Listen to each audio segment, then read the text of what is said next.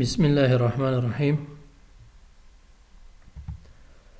په تیرو درسي ویډیوګانو کې موږ او تاسې د کاربوهایدریټونو یا د سکرایډونو په اړه پیل کړی و. همدارنګه په تیرو درسي ویډیو کې موږ او تاسې کاربوهایدریټونه وپېژندل، د هغې په اړه او د هغې د پېژندنې په اړه په تفصیل سره وغږېدلو. همدارنګه په تیرو درسي ویډیوګانو کې موږ او تاسې د کاربوهایدریټونو په ډلبندۍ باندې هم وغږېدلو. ومو ویل چې کاربوهایدریټونه هغه په مختلفو ډلو ویشل کېږي. یو تعداد یې مونوسکرایډونه دي چې تشریح مو کړل، یو تعداد یې ډایسکرایډونه دي، اولیګوسکرایډونه دي او پولیسکرایډونه دي. دا هغه ډلبندي وه چې موږ او تاسې په تیره درسي ویډیو کې په هغې باندې په تفصیل سره وغږېدلو. په دې درسي ویډیو کې به موږ او تاسې مونوسکرایډونه وپېژنو چې مونوسکرایډ څه شی دی، په کومو ډلو باندې خپله دا مونوسکرایډونه ویشل کېږي او همدارنګه څرنګه موږ مونوسکرایډ پېژندلی شو، څرنګه یې تعریفولی شو. په دې درسي ویډیو کې موږ او تاسې په دې اړه باندې غږېږو. که چیرې موږ او تاسې مونوسکرایډونه معرفي کړو، مونوسکرایډونه وپېژنو یا د هغې تعریف وکړو، موږ وایو مونوسکرایډونه تر ټولو ساده قندونه دي، تر ټولو ساده سکرایډونه دي یا تر ټولو ساده کاربوهایدریټونه دي چې نور دوی په نورو کاربوهایدریټونو باندې نه ویشل کېږي. یعنې که چیرې موږ ډایسکرایډ چې په بله درسي ویډیو کې په هغې باندې په تفصیل سره غږېږو په نظر کې ونیسو، که چیرې هغه موږ تجزیه کړو، موږ کولی شو د هغې څخه دوه مونوسکرایډونه ترلاسه کړو. ولې خپله مونوسکرایډ کاربوهایدریټ دی، هغه تعریف او هغه جوړښت د کیمیاوي چې موږ او تاسې د کاربوهایدریټونو لپاره وپېژندلو، په هغې باندې وغږېدلو، ټول تعریفونه او ټولې جوړښتیزې ځانګړنې د کاربوهایدریټونو هغه په مونوسکرایډونو باندې تطبیقېږي. مونوسکرایډونه بیا نور که چیرې تجزیه شي، ټوټه شي، له هغې څخه بیا کاربوهایدریټ نه ترلاسه کېږي. ځکه ورته موږ ساده قندونه هم وایو، ځکه ورته موږ ساده کاربوهایدریټونه هم وایو. بیا وایو مونوسکرایډونه هماغه کاربوهایدریټونه دي یا هماغه قندونه دي یا هماغه سکرایډونه دي چې نور په سکرایډونو یا نور په قندونو باندې نه تجزیه کېږي.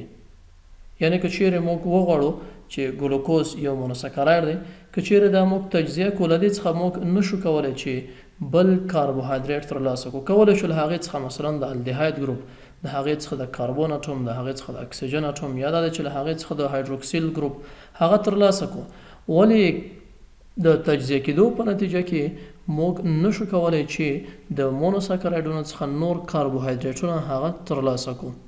دا د مونوسکرایډونو لنډه او خلاصه پېژندنه ده چې موږ وایو کاربوهایدریټ دي، ولې نور په کاربوهایدریټونو باندې نه تجزیه کېږي. ډایسکرایډونه، اولیګوسکرایډونه، پولیسکرایډونه، دوی که چیرې تجزیه شي په لومړي قدم کې، له هغوی څخه بیا هم کاربوهایدریټ ترلاسه کېږي، له هغوی څخه بیا هم قندونه ترلاسه کېږي. ولې مونوسکرایډ که چیرې تجزیه شي، هغه خپل سکرایډي خاصیت، هغه خپل قندي جوړښت یا د هغې کاربوهایدریټي جوړښت هغه له منځه ځي او بیا موږ هغې ته قند نشو ویلی. دا هغه پېژندنه د مونوسکرایډونو ده. عمدتاً د دې ډېر مثالونه موږ او تاسې په ژوند کې وینو، موږ او تاسې په عضوي کیمیا کې لولو. مثلا ګلوکوز دی، ګلکټوز دی، فرکټوز دی.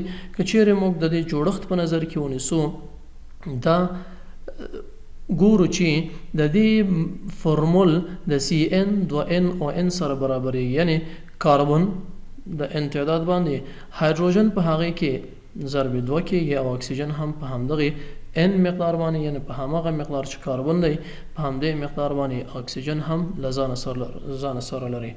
یو بل څه چې باید په یاد یې ولرو، ټول مونوسکرایډونه له 3 تر 7 کاربن له ځان سره لري. یعنې که چیرې موږ د مونوسکرایډونو د کاربن اټومونه چې په زنځیر کې دي یا د دې په جوړښت کې دي، هغه که چیرې حساب کړو، مونوسکرایډونه له 3 تر 7 اټومه د کاربن لري. یعنې داسې مونوسکرایډ موږ نه لرو چې هغه 2 کاربونه ولري، یعنې داسې مونوسکرایډ موږ نه لرو چې هغه 8 اټومه د کاربن ولري. ټول مونوسکرایډونه له 3 تر 7 اټوم د کاربن لري. او همدارنګه یو بل څه چې مونوسکرایډونه په هغې باندې نوموي، هغه د هغې د کیمیاوي جوړښت له مخې دی. یعنې په ځینې ریفرنسونو کې ورته پولی هایدروکسي الډیهاید هم وایي. پولی هایدروکسي الډیهاید په دې معنی چې د الډیهاید ګروپ لري، موږ او تاسې په دې جوړښت کې وینو مثلا ګلوکوز دی یا مثلا ګلکټوز دی، دا په خپل جوړښت کې د الډیهاید ګروپ لري. او پولی هایدروکسي په دې معنی باندې چې د هایدروکسیل ګروپونه په ډیر تعداد باندې لري. د جوړښت کې که چیرې موږ او تاسې نظر وکړو، دغه درې واړه یو مثال دی د مونوسکرایډونه چې موږ ډېری مثالونه د مونوسکرایډونه لرو چې په راتلونکو سلایډونو کې موږ په هغې باندې غږیږو. دا پولی هایدروکسي الډیهاید یا پولی هایدروکسي کیټون دا هم د مونوسکرایډونو یو له نومونو څخه دی چې مثلا د کیټون ګروپ په خپل جوړښت کې لري، مثلا فرکټوز، او همدارنګه څو دانې ګروپونه د هایدروکسیل لري. د همدغې امله مونوسکرایډونو ته ساده قندونه یا ساده کاربوهایدریت هم وایي یا ساده سکرایډونه هم ورته وایي. او همدارنګه پولی هایدروکسي الډیهاید کې چیرې د الډیهاید ګروپ ولري، او همدارنګه پولی هایدروکسي کیټون چې د کیټون ګروپ ولري. په دې نومونو باندې هم یادېږي. بل څه چې د مونوسکرایډونو په اړه باید په یاد ولرو، که چیرې د مونوسکرایډونو د الډیهاید ګروپ آزاد وي یا د کیټون ګروپ یې آزاد وي، لکه په دغه جوړښتونو کې، یعنې دغه د کیټون ګروپ دی او دغه د کیټون ګروپ د بل هیڅ مالیکول سره اړیکه یا رابطه نه لري، یا دغه د الډیهاید ګروپ دی په ګلکټوز کې، یا دغه د ګلوکوز ګروپ دی په ګلوکوز کې د الډیهاید ګروپ، دا ګروپونه د کاربونیل ګروپونو په نامه باندې یادېږي او دوی هیڅ اړیکه یا هیڅ ارتباط ونه لري. په دغه حالت کې د کاربوهایدریت د مونوسکرایډ د نوم په اخر کې موږ OSE ذکر کوو، مثلا ګلوکوز OSE، ګلکټوز، فرکټوز. دا هغه څه دي چې په مونوسکرایډونو کې باید موږ او تاسې د هغې په اړه باندې پوه شو. همدارنګه که چیرې موږ نور هم مونوسکرایډونه وپېژنو، خپله مونوسکرایډونه لکه په تېر سلایډ کې مو ولیدل، یو تعداد هغوی د کیټون ګروپ لري، یو تعداد هغوی د الډیهاید ګروپ لري. همدارنګه ومو ویل چې مونوسکرایډونه فرق کوي، یو تعداد مونوسکرایډونه چې 3 د کاربن اتومه لري، یو تعداد مونوسکرایډونه چې 7 اتومه د کاربن لري یا 6 اتومه د کاربن لري. په همدغه بنسټونو باندې مونوسکرایډونه بیا په نورو ډلو باندې هم ویشل کېږي. یو یې هغه دی چې مونوسکرایډ په خپل ځان کې د الډیهاید وظیفوي ګروپ لري او که د کیټون. په دغې بنسټ باندې مونوسکرایډونه ویشل کېږي. هغوی چې د الډیهاید ګروپ له ځانه سره لري هغې ته الډوزونه وایي، الډوز. او هغه چې د کیټون ګروپ په خپل جوړښت کې لري هغې ته موږ کیټوز وایو. دا د مونوسکرایډونو یوه بله ډلبندي ده چې په خپل ذات کې مونوسکرایډونه هغه په 2 ډلو ویشل کېږي، د وظیفوي ګروپ د لرلو له امله، یا د هغې پر بنسټ چې د الډوز ګروپ که چیرې ولري، یا د الډیهاید د الډوز په نامه باندې یادېږي. مثلا الډو هیګزوس چې ګلوکوز یو ښه مثال دی، په تېره سلایډ کې مو ولیدل، یا مثلا کیټو پینټوز چې فرکټوز یو ښه مثال دی چې په تېره سلایډ کې موږ ورباندې وغږېدلو. یعنې په دې معنا باندې که چیرې مونوسکرایډونه موږ نور هم په ډلبندۍ باندې ویشو، یوه ډله مونوسکرایډونه هغه دي چې هغه الډوز دي، یعنې د الډیهاید وظیفوي ګروپ لري. یو تعداد هغه دی چې هغه د کیټون وظیفوي ګروپ لري، د کیټوز په نامه باندې یادېږي. همدارنګه مونوسکرایډونه هغه د کاربن د تعداد پر بنسټ باندې هم په ډلو باندې ویشل کېږي. ځینې د ټرایوس په نامه باندې یادېږي. ټرایوس هماغه دی چې 3 اتومه د کاربن ولري. موږ په بل سلایډ کې ټول مثالونه وړاندې کوو. یو تعداد هغه د ټیټروس په نامه باندې یادېږي چې 4 اتومه د کاربن لري. یو تعداد د پینټوز په نامه باندې یادېږي. یو تعداد د هیګزوس په نامه باندې یادېږي. په همدغه شکل باندې نظر دی ته چې دغه کاربوهایدریت یا دغه مونوسکرایډ څو اتومه د کاربن په خپل جوړښت کې لري، پر دې بنسټ هم مونوسکرایډونه ویشل کېږي. او دا یوه بله ډلبندي ده چې عموما کاربوهایدریتونه خو په ډلو باندې وویشل شو، یو ډله یې مونوسکرایډ و. بیا مونوسکرایډ په خپل ذات کې په 2 ډلو باندې نظر د هغې وظیفوي ګروپ ته او نظر د هغې د کاربن تعداد ته ویشل کېږي. یوه بله اصطلاح چې هغه باید موږ د کیمیاوي جوړښت له نظره او همدارنګه د نوم له نظره هغه باید غلط نه کړو. که چیرې موږ دغه جوړښت کیمیاوي جوړښت په نظر کې ونیسو، تقریبا ټول جوړښت یې د کاربوهایدریتونو په شکل دی. دا هم ولی دا کاربوهایدریت نه دی، ځکه چې دلته موږ نه د کیټون ګروپ لرو او نه د الډیهاید ګروپ لرو. مثلا که دغه جوړښت موږ په نظر کې ونیسو، موږ په دې جوړښت کې نه د الډیهاید ګروپ لرو نه د کیټون ګروپ لرو. د همدغه عمل اگر که نور جوړښت ټول د کاربوهایدریټونو په بڼه دی. ولې موږ دې ته کاربوهایدریټ نشو ویلی؟ که چیرې دا جوړښت هم په نظر کې ونیسو، مثلا سوربیټول دی، دا هم تقریبا ټول جوړښت کیمیاوي د کاربوهایدریټونو په څیر دی. یوازینی توپیر چې د کاربوهایدریټونو سره دی هغه دا دی چې په دې کې موږ او تاسې نه د الډیهاید ګروپ لرو نه د کیټون ګروپ لرو. له همدغې امله چون دوی په خپل جوړښت کې په ډیر تعداد سره د هایدروکسیل ګروپونه لري، د الکول ګروپونه لري، له همدغې امله دغه جوړښتونه د پولیولز په نامه باندې یادیږي. پولیولز هغه وخت ترلاسه کیږي چې که چیرې موږ یو کاربوهایدریټ په نظر کې ونیسو او د هغې د الډیهاید ګروپ یا د هغې د کیټون ګروپ هغه ارجاع شي.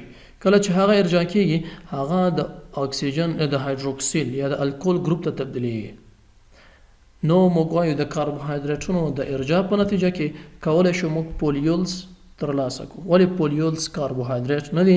همدغه لامل دی چې موږ یې په ځینو خوراکي توکو کې د هغه خلکو لپاره چې هغوی ډیابیټس لري یا هغوی شکر لري، چون هغوی بوره نشي اخیستلی یا هغوی ګلوکوز نشي اخیستلی، هغوی مونوسکرایډونه یا هغوی مثلا کاربوهایدریټ نشي اخیستلی، په صنعت کې، په شرکتونو کې، په فابریکو کې همدغه کاربوهایدریټونه راخیستل کیږي.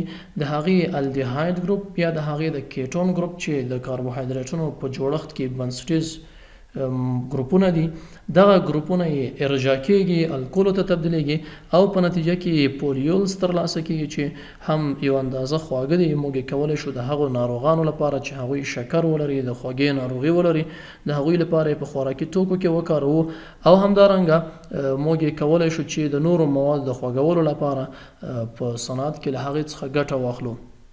ولې پولیولز په مصرف باندې رسیږي، انرژي ترې ترلاسه کیږي لکه څرنګه چې له کاربوهایدریټو څخه ترلاسه کیږي، خو انرژي چې له پولیولز څخه ترلاسه کیږي هغه تقریبا د کاربوهایدریټونو نیمایي ده. یعنی که چیرې موږ یو ګلوکوز په نظر کې ونیسو، له هغې څخه مثلا د مثال په ډول 50 کالوري انرژي ترلاسه کوو، له پولیولز څخه چې په هماغه جوړښت وي ولې یوازې ګروپ د الډیهاید یا ګروپ د کیټون یا هغه ارجاع شوی وي الکولو ته، له دې څخه موږ 25 کیلو کالوري انرژي ترلاسه کولی شو. په اوزجت کې په صنعت کې البته وبخئ، په صنعت کې له هغې څخه ګټه اخیستل کیږي. دا چې له هغې څخه کومې ګټې اخیستل کیږي زموږ بحث نه دی، په هغې باندې په نورو درسي ویډیوګانو کې انشاءالله موږ او تاسې غږیږو. همدارنګه که چیرې موږ د مونوسکرایډونو مثالونه وګورو، موږ ویل مونوسکرایډونه هماغه مرکبات یا هماغه کاربوهایدریټونه دي چې د کاربن تعداد یې له 3 تر 7 پورې دی. دوهم دا دی چې که چیرې مونوسکرایډونه هغه تجزیه شي، له هغې څخه بیا کاربوهایدریټ نه ترلاسه کیږي، له هغې څخه بل مرکب یا بل مالیکول یا د هغې وظیفوي ګروپونه چې د هایدروکسیل دی، د کیټون یا د الډیهاید دی، هغه ترې ترلاسه کیږي. ولې مونوسکرایډونه که چیرې تجزیه کیږي له هغې څخه کاربوهایدریټ موږ نشو ترلاسه کولی. ځینې مثالونه دي، مثلا ټرایوز دی، د همغه مونوسکرایډونه دي چې 3 اتومه د کاربن لري. ګلیسروز دا یې د الډوزو مثال دی چې د الډیهاید ګروپ لري، یا کیټوز مثال یې ډای هایدروکسي اسیټون دی چې 3 اتومه د کاربن لري، یا هیپټوز هماغه کاربوهایدریټ دی چې 7 اتومه د کاربن لري. او د هغې مثالونه موږ او تاسې په دې جدول کې لیدلی شو. دا هغه څه و چې موږ او تاسې د مونوسکرایډونو په اړه باید پوه شو. په راتلونکو درسي ویډیوګانو کې به انشاءالله موږ او تاسې د ډایسکرایډونو په اړه او د اولیګوسکرایډونو په اړه، د پولیسکرایډونو په اړه په تفصیل سره وغږیږو. مننه.